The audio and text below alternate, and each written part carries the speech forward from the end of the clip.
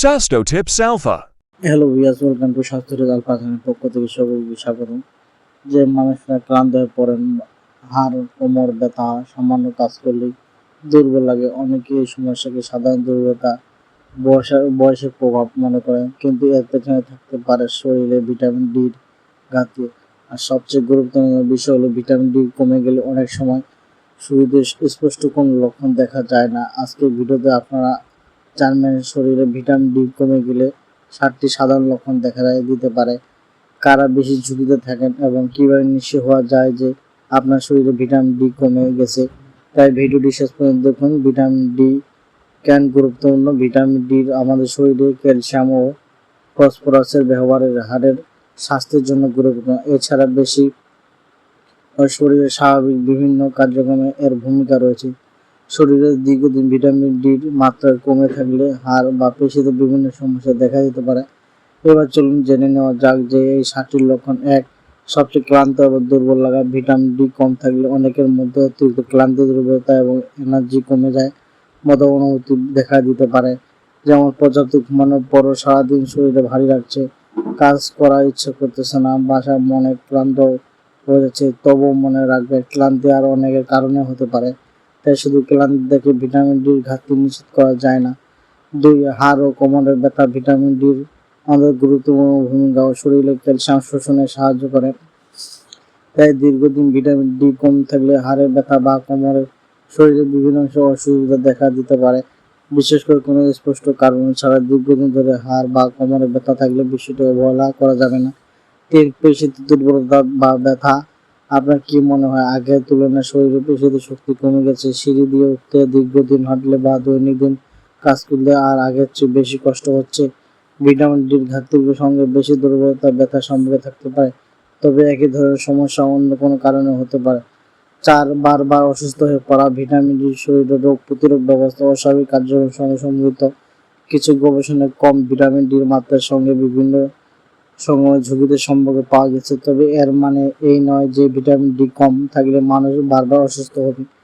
তাই আপনি যদি বারবার অসুস্থ হয়ে পড়েন, তাহলে শুধু ভিটামিন ডি নয়, অন্য কারণেও চিকিৎসকের মাধ্যমে খুঁজে বের করতে হবে। 5. চুল পড়া। অনেকের ক্ষেত্রে ভিটামিন ডির ঘাটতির সঙ্গে চুল পড়ার সম্পর্ক থাকতে পারে, বিশেষ করে অতিরিক্ত চুল পড়ার ক্ষেত্রে ভিটামিন ডির পাশে আয়রন, থাইরয়েড হরমোন ও অন্যান্য পুষ্টির ঘাটতি কারণ হতে পারে। তাই হঠাৎ করে বেশি চুল পড়া শুরু হলে নিজ থেকে শুধু ভিটামিন ডি খাওয়া শুরু না করে কারণটি খুঁজে বের করতে হবে। 6. ক্ষত সারাতে দেরি হওয়া। কোনো কাটা বা ক্ষত অস্বাভাবিক তুলনায় দেরিতে শুকাতে থাকলে বিষয়টি খেয়াল করা প্রয়োজন। ভিটামিন ডি শরীরের বিভিন্ন স্বাভাবিক প্রতিক্রিয়ার ভূমিকা রাখে এবং এর ঘাটতির সঙ্গে ক্ষত সরাতে দেরি হওয়ার সম্পর্কে নিয়ে গবেষণা রয়েছে। তবে ডায়াবেটিস, সংক্রমণ, রক্ত চলাচলের সমস্যা এবং অন্যান্য কারণে ক্ষত শুকাতে দেরি হতে পারে।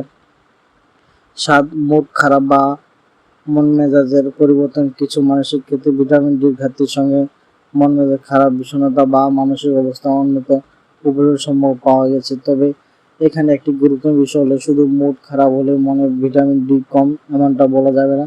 মানসিক চাপ, ঘুমের সমস্যা আর অনেকের কারণে এই ধরনের উপসর্গ দেখা দিতে পারে।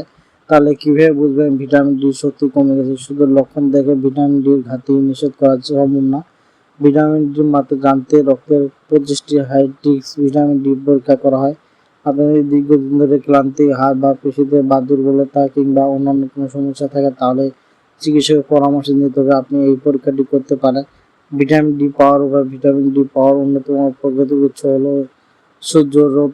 এছাড়া কিছু খাবার যেমন ভিটামিন ডি পাওয়া যায়, যেমন তেলযুক্ত মাছ, ডিমের কুসুম এবং ভিটামিন ডিমযুক্ত কিছু ফেটিফাইড খাবার। তবে শুধু বেশি সময় রোদে থাকলে সবার ভিটামিন ডি ঘাটতি পূরণ হবে এমন নিশ্চয় নেই।